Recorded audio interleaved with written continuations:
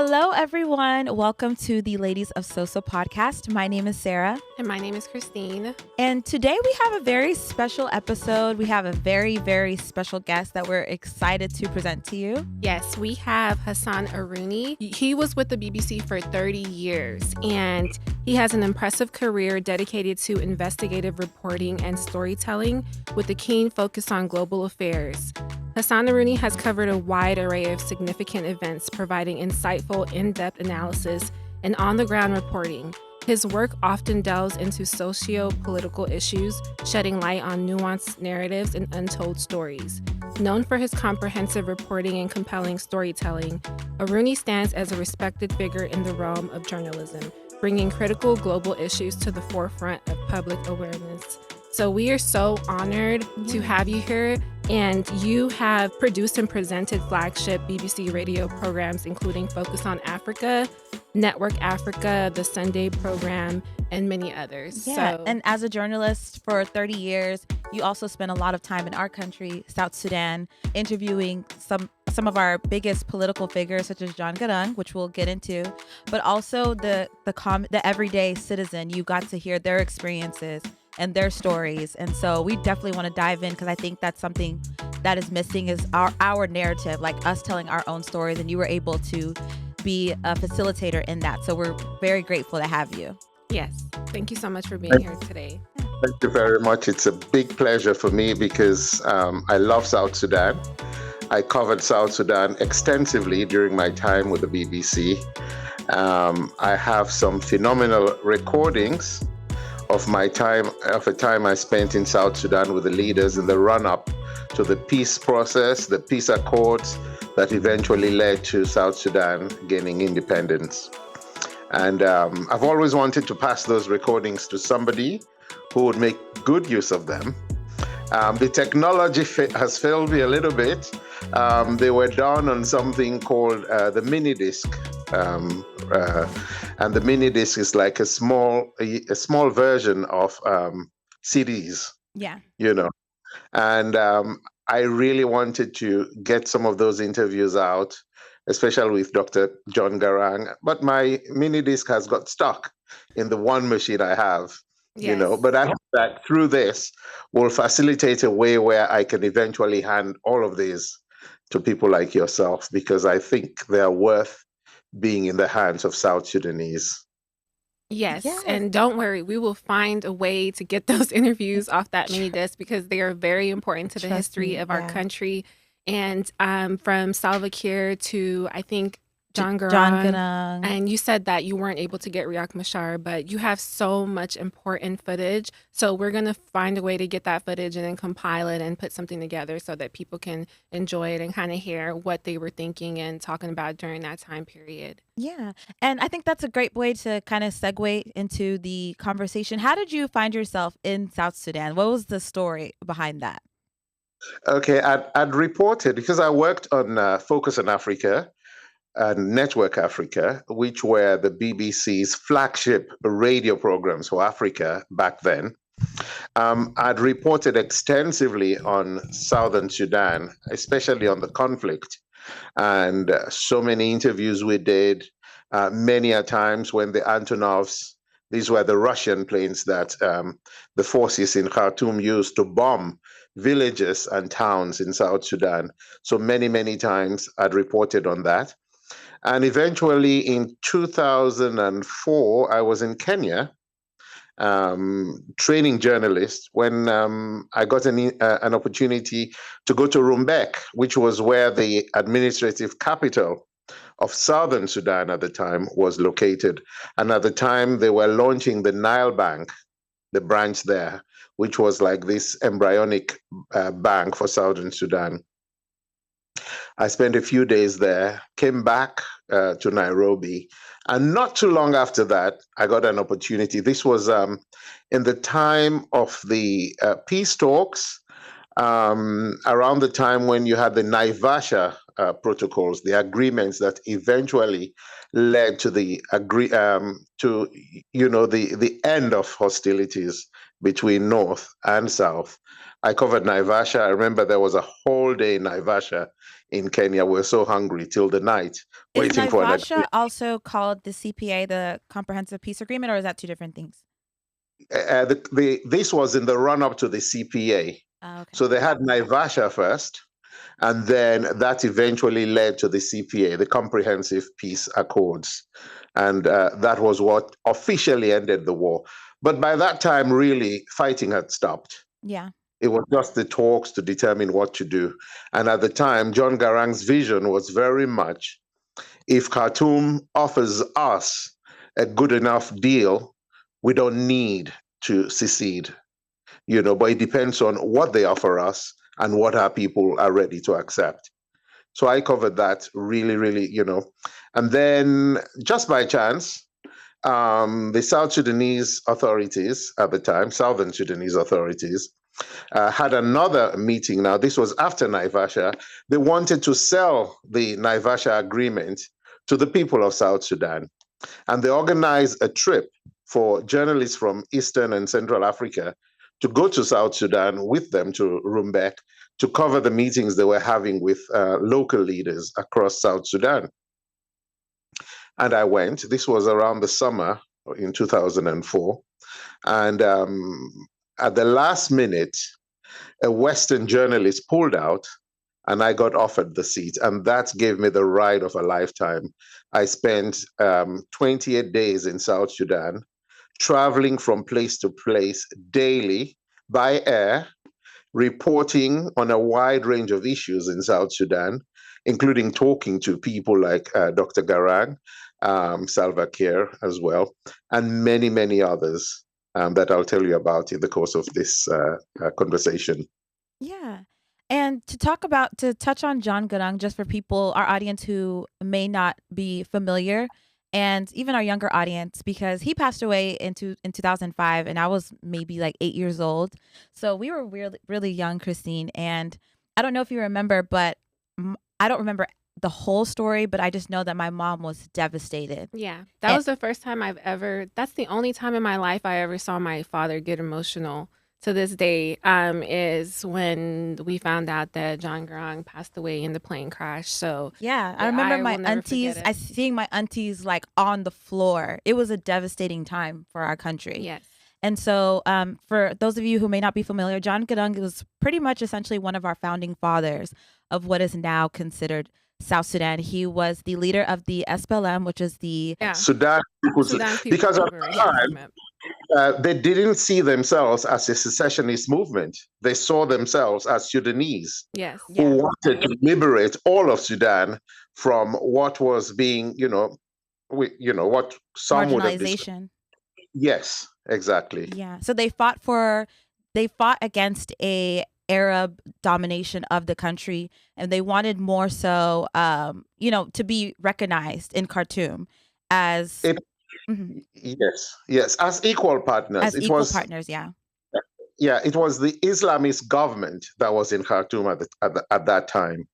And there were lots of atrocities, perpetrated on the people of South Sudan and other areas of Sudan. But it was a really, really problematic time, really bad for South Sudanese. Yeah. You were thrown into this position. You said that there was initially supposed to be someone else that was supposed to be sent, and then you were able to take that position. When you were going into Sudan at the time, what did you know about the Sudanese people or their plight at that time? Oh, for me, it was a case of the South Sudanese were the underdogs. That was what I knew. The South Sudanese had suffered a lot.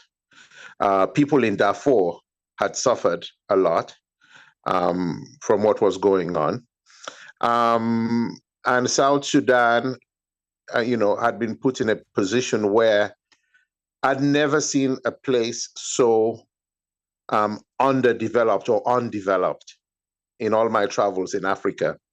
And that was because of this long years of war and a deliberate policy by the then authorities in Khartoum to keep the region underdeveloped. So these were the things I knew about South Sudan when I was going. I was also very conscious as an African, south of this, from sub-Saharan Africa, I was also very conscious of familial or kinship links I felt with the people of South Sudan. But I was also a BBC journalist, and I had to be factual, I had to be balanced, I had to report what I saw. And at that time, how was it safety-wise? Was there a lot of conflict, or was there a safety issue or concern?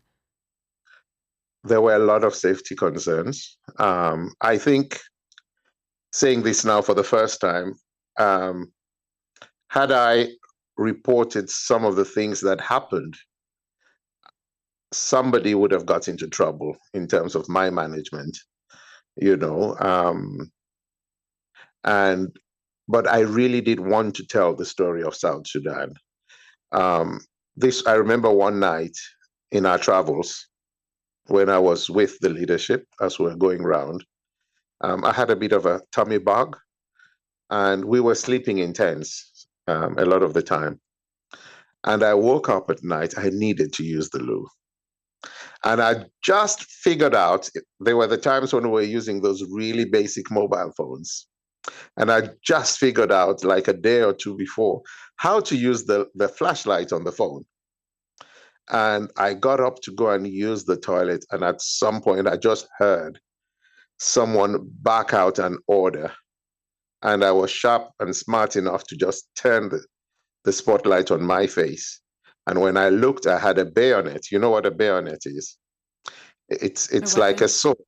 Yeah. Yes, it's like a sword attached to the muzzle of a gun. And this bayonet was right in front of my stomach. Oh my And God. it was some of the security detail around Dr. Garang, and they were protecting him, of course. And this person had seen someone in the dark, and this sharp sword was right in front of my stomach. Yeah. That was scary. There was a day when we were in a particular location, water was short, and we Africans, we have to have a shower in the morning. So I went into this wash area, and there was half a bucket of water, not very clean. It didn't look so clean. And I bathed in it, I used it. When I came out, a soldier came and said to me, "Why did you use that water? I'd put it there for my commander." I don't want to mention who that commander is today, but this soldier said to me, "I can kill you because of what you've done, taking that water. How dare you?" And I was so shaken. But somebody else who was South Sudanese heard what had gone on, came over to me and asked me what had happened, and I explained. He left, went back. A short while after, the governing council at the time called me. That was not excluding Dr. John Garang, but I remember Riek Machar was there, and a few others. And they said to me, "We've heard that somebody just threatened you." I said, "Yes. What would you like us to do to him?" I said, "Just leave him, and that was it." But I never reported that back to my headquarters. They would have said, "Leave immediately." It was things like that. But I was too passionate about the story to leave. So I put it behind me. There was a morning when I woke up from one of the tents, and somehow, which I'd never done, right? All the days I'd been there, I thought, let me shake my shoes before I wear them. And a scorpion fell out of the shoe. South Sudan. Yes. And I remember this South Sudanese person said to me, "Let's not kill it, because this scorpion spent the night with you in your tent and decided not to hurt you. If it was going to hurt you, it would have hurt you. So let's spare it." Wow. Yeah. Those were the security things, there was a day when we went to, I think it was called New Site, Yes. where and this was just north of the Kenyan border. And we went for a short break there. And I remember because we were in bungalows, and they had put me in a bungalow that was just very close to Dr. Garang's place where he stayed. And there were soldiers everywhere. Every time I came out, there was a gun pointed towards me, and I was so scared. But again, this person came to my place, and I said, I feel very uneasy. And within a short while, I was transferred from that bungalow to another place, a little bit further from where Dr. Garang was, and I felt much more, calmer, because I was not used to being around armed soldiers, veterans of war and battle, But I was also protected because they knew the importance of my being there. Yeah. Because every day, for those 28 days, twice a day, what they were trying to do, sell the peace process to their, the South Sudanese communities and leadership. Through me, the message was going out to the world. That's amazing. And you were able to interview Dr. John Garang. What were your sentiments, I guess, about like just him, you being around him, being able to be in person with him? I know as a small baby, I actually have a picture with Dr. John Garang. He visited Zimbabwe, and we still have it. It's very important. Anybody who has had anything to do with Dr. John Garang, they boast about it yes. till now. Dr. John Garang was actually my dad's, they were colleague, my dad and him. My dad was also part of the SPLM, and he was not only a commander, but he was also in media, in radio, which is kind of interesting that I'm also have this platform. I feel like I'm in a way carrying his legacy. Mm-hmm. So yeah, but we hear these stories, but it's interesting that you actually had a chance to interview him. And what was your first impression of him? Yeah. What was some of the information that you gathered? First of all, he was a very impressive person. As a lot of South Sudanese people go, the Dinkas, he was not the tallest, but he was quite tall. I think slightly taller than me. And how tall are you? I am 5'10", American. Yeah. So he wasn't as tall as most South Sudanese men. No, but I think he was taller than me. I think so. I think he was definitely taller than me. But I found he had very kind eyes myself. When he looked at you, he looked at me with kindness. I felt at the time I was with a father figure. I felt very at ease in his company. He was very easy to like. When he spoke with a very soft voice. I liked him. I think I liked him a lot. I felt I was dealing with a great leader, but I also remembered that he was also a war leader, So I felt safe with him, and I felt he understood me. I liked him a lot. That's beautiful. It's great. So what were the details, because obviously we're going to try to pull that interview because it's very important, but what were some of the questions that you asked John Garang as a member or the leader of the SPLM, the rebel, what they were considered a rebel group at that time? They called themselves a rebel group even at that time, Yeah. When I failed to call them a rebel group, they corrected me and said, we don't yet have a peace agreement. We're still a rebel group. Wow.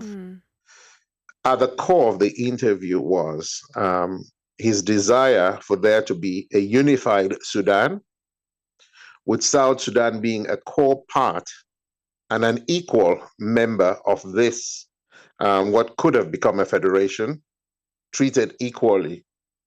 But he wanted the South Sudanese people to have the option to be the ones who would determine the future of that relationship. Yeah. And the core message was, if Khartoum treats us the right way, then the people of South Sudan, it all depended on how what they were ready to offer the people of South Sudan, to decide whether South Sudan would be a separate state or an integral part of Sudan at that time. Yeah, because you interviewed him before the comprehensive peace agreement was signed. Yes. And so the CPA essentially, when they signed it, it promised that South Sudan, the southern region of Sudan, would eventually be able to vote for succession through the referendum in 6 years.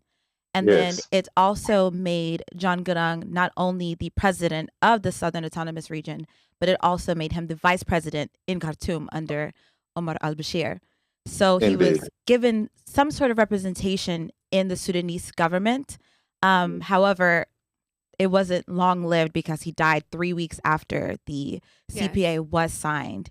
And so he never got to see the realization of what is became South Sudan and the referendum, but he was one of the integral parts of creating it.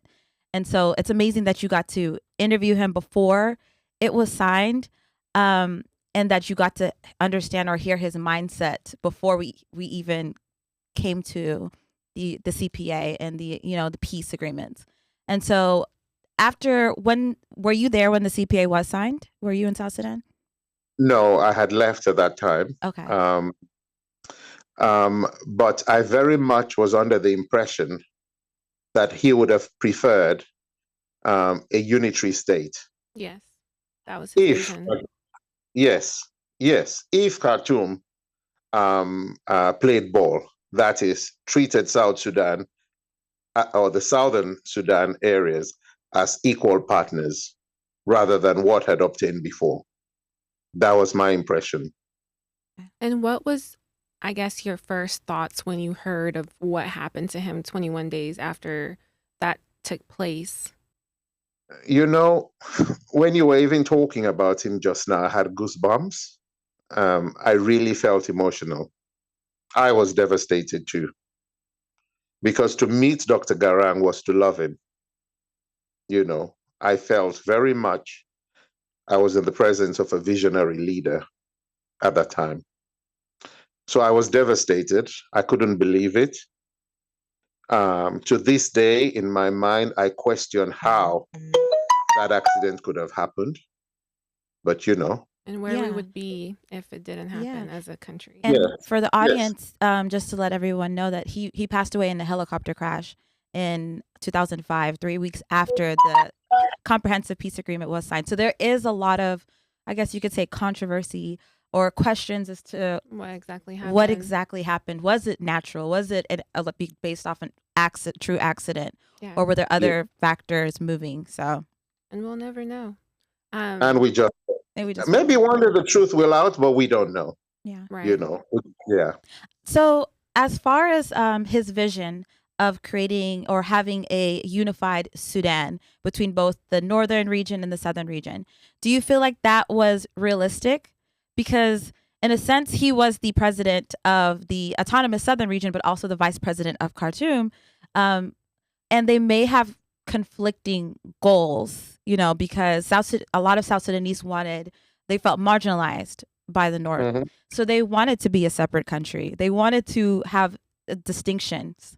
Some of them did. So do you feel like there was kind of having this unifying goal of we're all going to live happily ever after as both North and South? Did you think that was realistic? I think had Khartoum actually played ball and had Dr. John Garang been around, that was a very big possibility. That could have happened, but he wasn't around. Yeah. Some elements within Khartoum perhaps were not, as I don't know how to put it, but maybe they were too hardline, Remember, I spoke also to Salva Kiir when I interviewed Salva Kiir, President Salva now. He promised me an interview, and it took a while. And one evening, it was late at night, I got a call. Somebody came and called me and said, Salva would like to speak to you. And I went, they took me to, it was a dark place, outdoors, behind a building. He was sitting comfortably. And I sat next to him. And he said, I'm ready for the interview now. But I came back thinking, that Salva would definitely, that was what I felt at that moment, Salva would definitely want a separate South Sudan state. Wow. Wow. That's And Well, Salva Kiir is the current president of South Sudan right now, just for the audience who are still kind of learning and grasping. So yes, you interviewed both of them. So you yes. feel like they had conflicting sentiments at the they had time? Um, different goals and I would say vision. different. I would Different. say John Garang was more, John Garang had a vision of a united Sudan, with President Salva at the time, who was his number two. I felt clearer vision for a separate state, Okay. So I think. they both wanted a better country, and they wanted the liberation of the southern people of Sudan, but they just maybe had a different vision of how to go about it. It was very subtle, but I really did really did. I remember when I came back, I said, I definitely feel that if um, President Salva, at that time he was Salva Kiir, the number two, if he were in charge, the direction would be towards um, separation. But you have to remember, there was a referendum, and it was the South Sudanese people That voted. who agreed to the separation. He didn't impose it on them. Absolutely. Yeah. At that time, did you have any inclination, or now that you are looking back in hindsight, that, at that time, John Garang was the front man, and as you said, President Salva Kiir now was the second, I guess, to him. Did you have any inclination that one day President Salva Kiir would end up being the president and we would split from Sudan and be where we are now? Or were you completely shocked to see how things have transpired over the last, I don't know, 20 something years? Yeah. Well, nobody knew that what happened would happen. Nobody foresaw Yeah. that John Garang would pass away Pass away Ex- tragically. so soon Mhm. after the peace agreement. exactly. So yeah, and and these were the people who were at the helm, number one, Mhm. number two. So Mhm. nobody knew that would happen, But I did think, if I really did come back with the impression that Salva Kiir was more of a South Sudanese nationalist than Dr. Garang was. That's Mhm. interesting when that comes into play, as far as the accident, the helicopter crash that happened, and Mhm. the different types.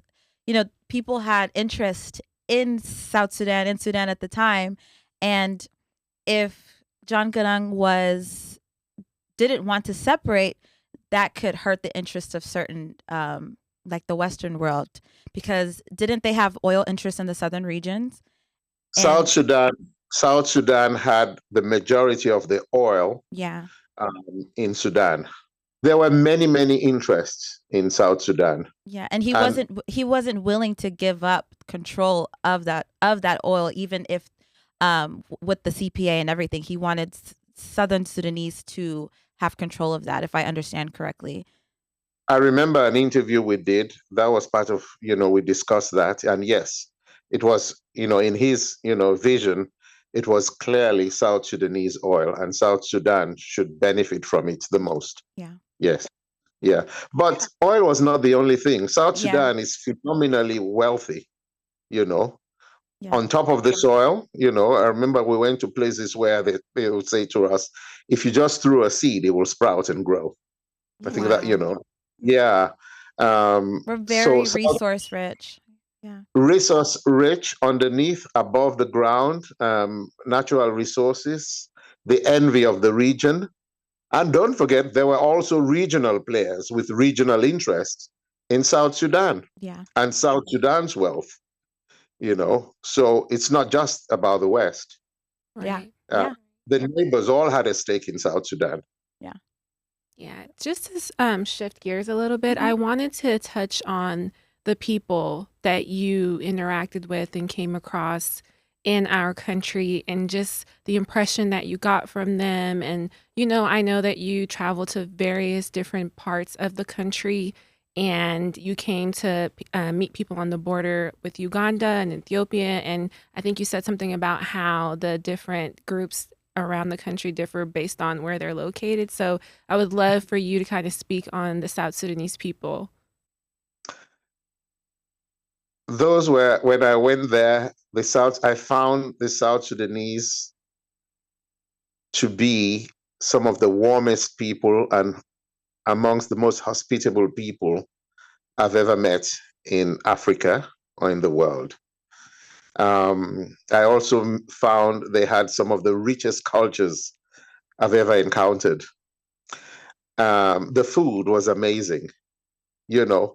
I've been saying to a South Sudanese contact, let's write a South Sudanese cookbook, you know. Yes. You know, the food was amazing and varied.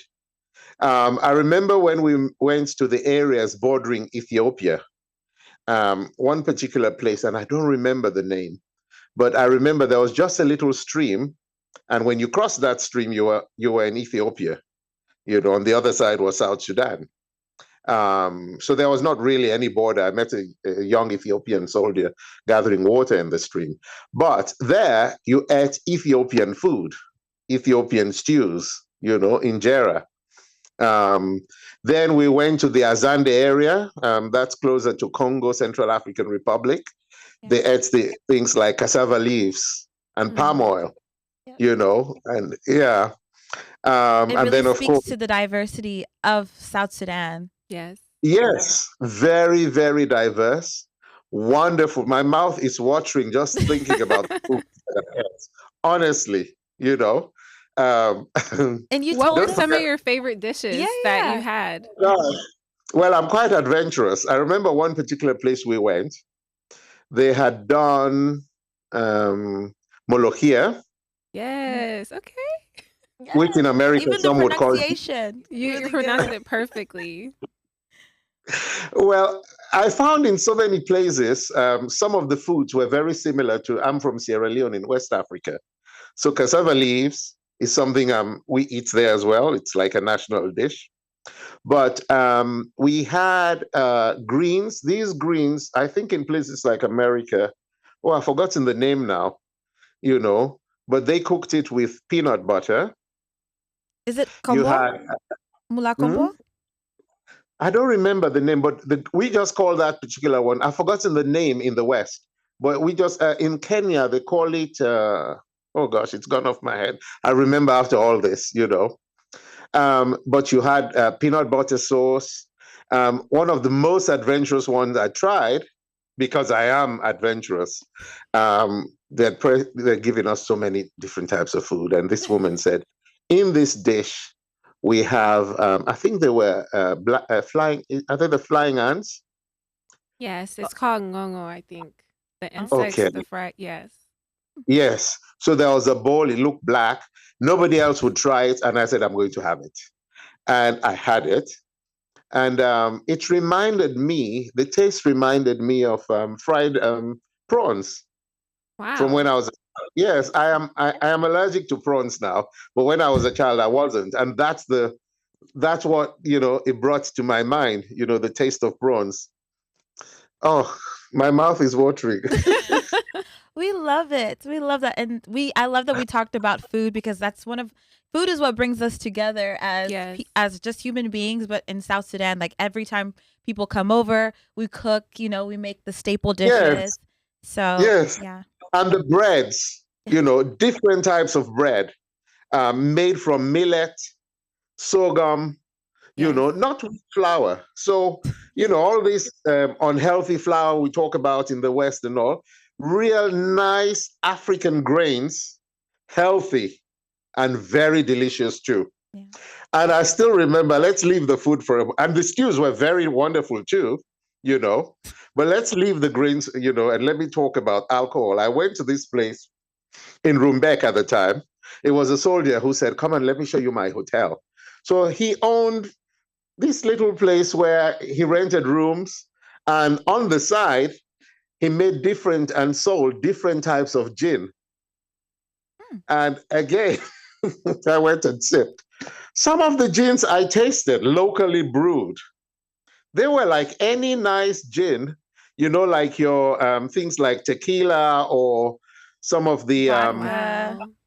yes, the Brazilian one, what's it called now? I've forgotten, you know. And these are all stuff that I think if somebody was really, really clever, they could market. You And make young a people, business. Yeah, start a. yeah, you the young Sudanese from in the diaspora, you could jazz those drinks up Oh, the and way sell the way that our parents would come at us for creating an alcohol business. Oh, God. There was one that I tried, and it was one night. They had a group of women that were also traveling along with the Leadership Council.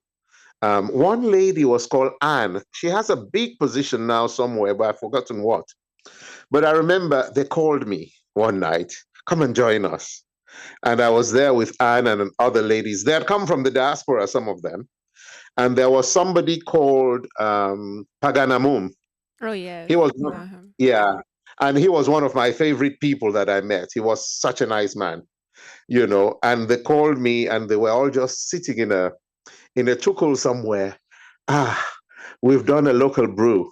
And the brew was made from sesame seeds, fermented, and they had a drink, you know, come and have a taste of this, you know. It was wonderful. It was really, really wonderful. I remember when we met, you know, at that time, the Nuba Mountains were all part of southern Sudan. Mm-hmm. I don't know if that was southern Blue Nile. You know, I miss some of the geography now. And I think during the peace agreement, I think South Sudan lost some of those areas. Yeah, we lost Blue Nile, South Kordofan, and the Nuba Mountains. So we had to give that area up, even though they're ethnically our people. Yes, yes. And at that time, Juba was not under the control of Khartoum as well. Mm-hmm. So, but I remember when we went there, and this teacher, young guy, and he was a teacher, and he had heard me, because what happened was, because of my reporting, whenever we landed at an airstrip, and we landed virtually every day we were going off, we only traveled by plane. Every day we landed at a particular airstrip to a particular town, and there will be a number of bulls that will be sacrificed, slaughtered on the airfield for Dr. John Garang and the others to jump over. And I was told it was part of like a sign of peace. I come in peace and we're welcoming you, you know. And then, of course, we enjoyed those bulls. Yep, they cook the bulls, and then you have it for dinner and everything. Yes, yes. Yeah. That's beautiful. But it was a phenomenal time for me. Yeah. It was a really, really phenomenal time. I loved when we had the conversation with me, you, and Christine. I loved that you talked about a young man that you interviewed in South Sudan during I believe it was during the liberation struggle before peace. And you asked him, if there was no war in Sudan, what would you want to be? Who would you want to be in life? And can you tell us a little bit about that? Yeah. That was one of the most moving interviews I ever did. Yeah. He was in his 20s, young, and I think he was in Yei. And they were singing, celebrating, you know, the arrival of Dr. Garang, and the meetings that were happening between the Leadership Council and the elders of the town. And I met him, you know, there was a group of them performing and singing lustily in their language, of course, which I didn't understand. So I recorded some of that. And when they finished singing, I asked if I could interview him through an interpreter. And again, you know, I talked about his music and his feelings about the peace and his regret, you know, about losing his youth, because all he had known was war. And I said to him, had there not been war, had it been a different reality, what would you have wanted to be? And he said, I would have liked to have been like Michael Jackson. You know? Yes, he wanted to be Michael Jackson. To be like Michael. This guy didn't speak English. He knew of Michael Jackson, and that was his role model. You know? Wow, I love that. Yeah, and that to me spoke of the disaster that the decades of war caused amongst the youth, the people of South Sudan. You know, I told you that when I saw you online, I fell in love with your podcast immediately. But the thing that came to my mind was, this is the potential. You are the embodiment of what South Sudan could have been and could be if that country is allowed to have peace, and if the people of that country are allowed to have the freedom to just be the best that they can be. Because the South Sudanese I've met are like you know, Yeah. And some of yeah, the sharpest people I've met in the world, but that potential will not be realized so long as the country is in conflict. yeah.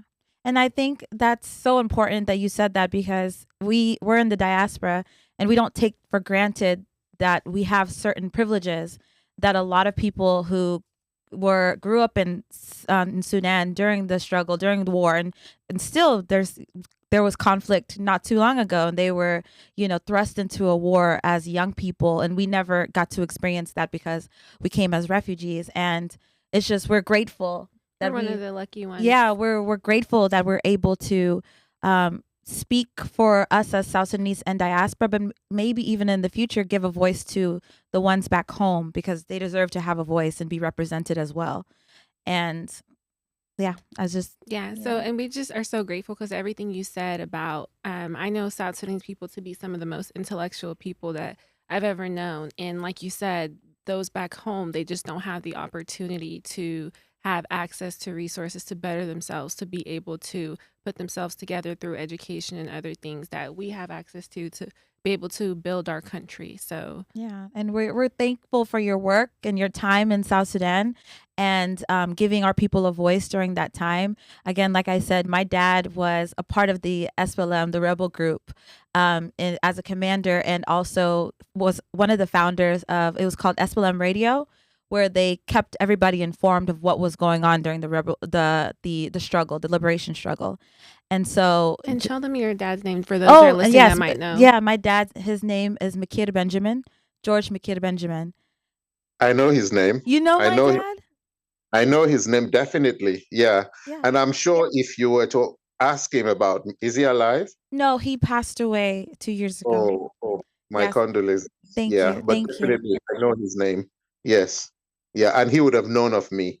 Yeah. Definitely. I bet that. I was thinking about that yesterday. I was like, my dad may know him, and you might know my dad. And I told my definitely know his parents, name. everyone knows your voice. When I said your name, my mom was like, "Focus on Africa. I'm so proud of you."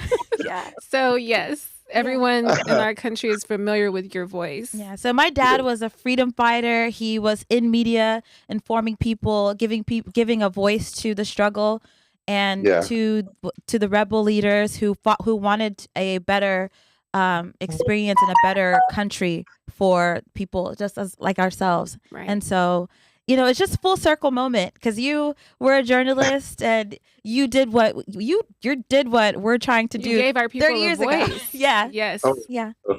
So For me, it was a big privilege, because this was a country I'd reported on remotely, but going there, seeing it with my eyes, seeing the beauty, seeing the culture. I mean, nothing, there is nothing I can exchange for that experience that I had, and I was so privileged to be there to watch the Independence Day celebration and mark that with the people of South Sudan.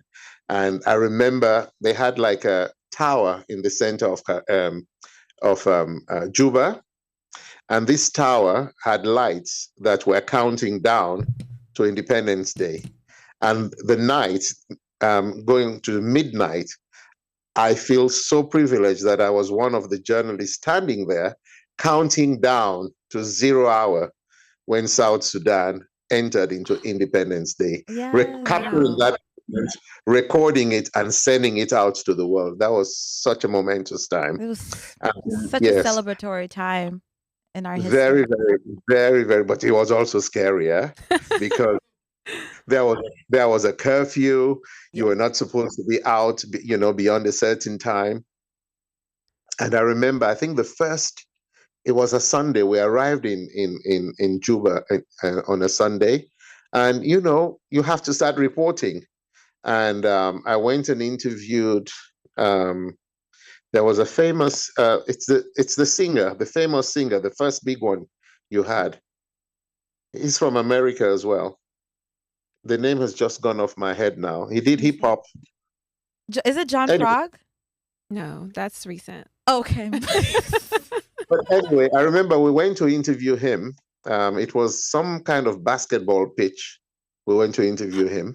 No, Luckily, I'm sorry. Hassan. Shout out to John Frog. No, Shout out he's to one John- of our I big didn't mean artists John right now. Frog. I actually meant that. Can I take you to the movie? Oh, Shut it. yeah, what that's what I meant. was thinking. That's what I was thinking. From Australia. Yeah, you probably. Bangs. Yeah, Bangs. Yes, but I'm sure Sorry, he's not Hassan. referring to him Yeah, for sure. sorry, Hassan. Go ahead. it's okay. But I remember we came, luckily, I was given a ride by people in a UN vehicle. So I went to do this interview with him. We're going back to the hotel now.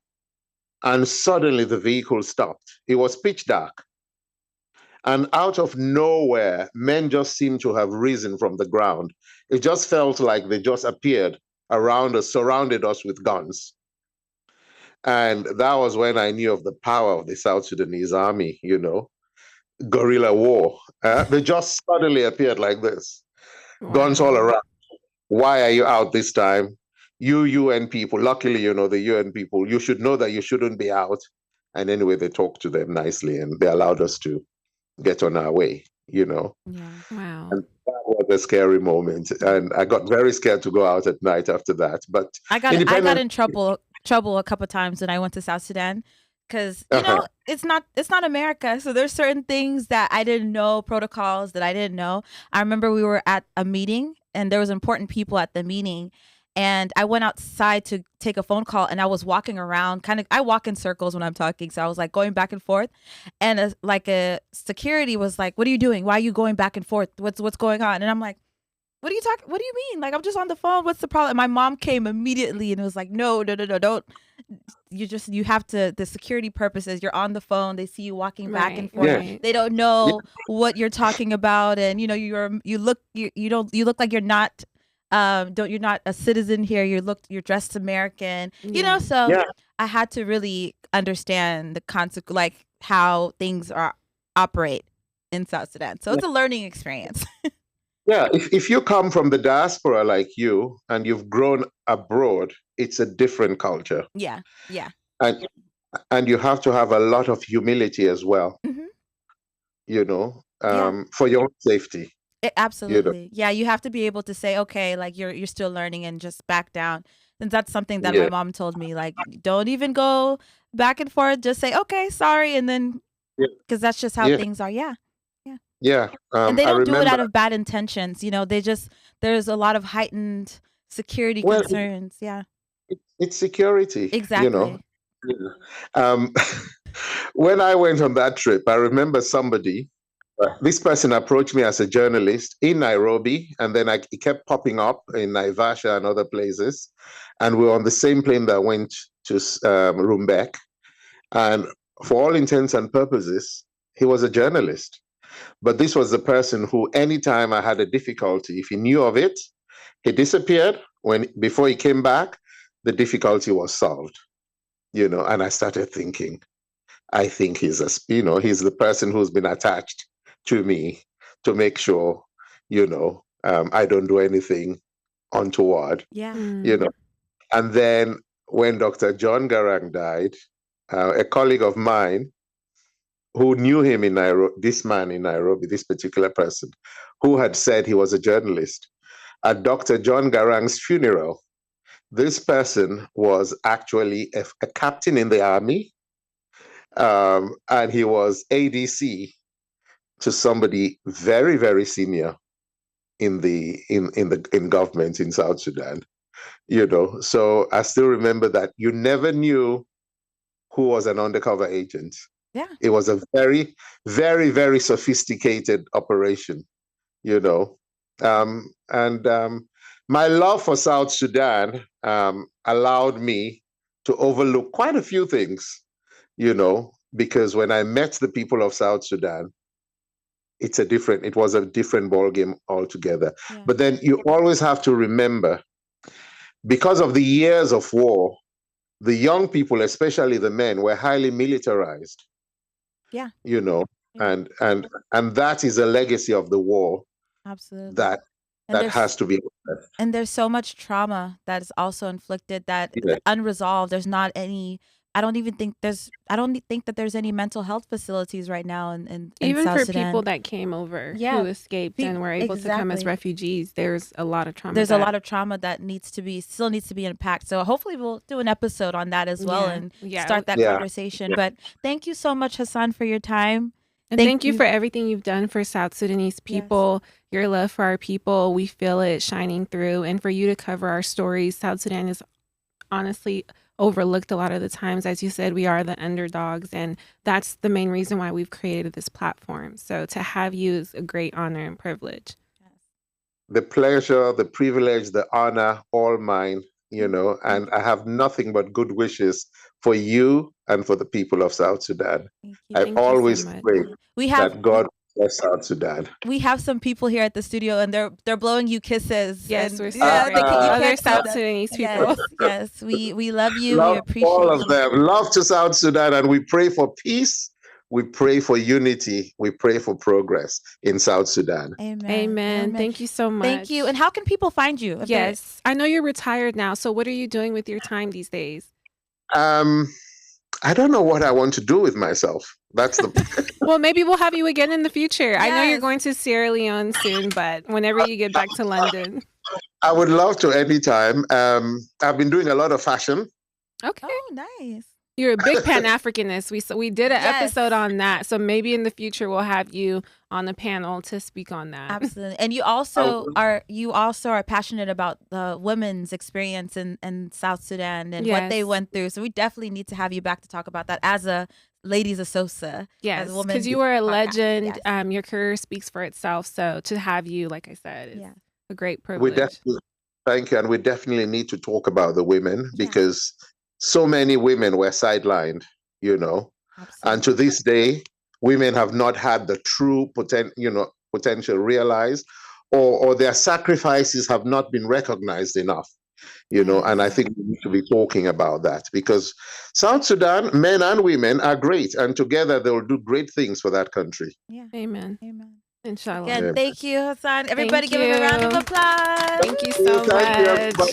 Thank you. Thank you so much. We'll keep in touch. Yes, this episode's coming out this following week. So we'll definitely. Yes. And to our viewers, thank you so much for tuning in. We hope you learned something. It's always a learning experience, and to just kind of look back in history and talk about our founding fathers is something that's so important. Huge. Yes. And we're going to get that footage and put something together and have you in the future on again, because this is so important to the history of our country, and to have you, someone who was there during that time and there when we became a country, a new nation, that is just so important to just have some of that insight into what was happening at that time. Absolutely. So like, comment, subscribe, and we hope to have you guys back in the next video. Thank you so much for bearing with us. Is there any way where if people have questions that they can reach you, an email or anything that you can share with us? Oh, yes, definitely. I'm on Facebook.